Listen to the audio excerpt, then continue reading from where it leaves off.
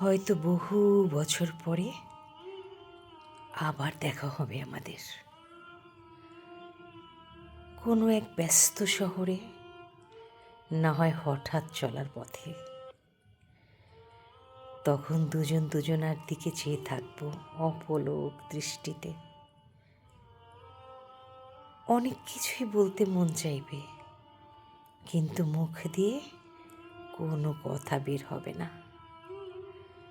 শুধু পুরনো দিনের ফেলে আসা স্মৃতিগুলি উকি দেবে তখন। চোখের কোণায় পানি জমা হয়ে যাবে। দেখতে দেখতে আবার তখন দুজনে দুজনার পথে চলে যাব, আর ভাববো, হায় রে জীবন,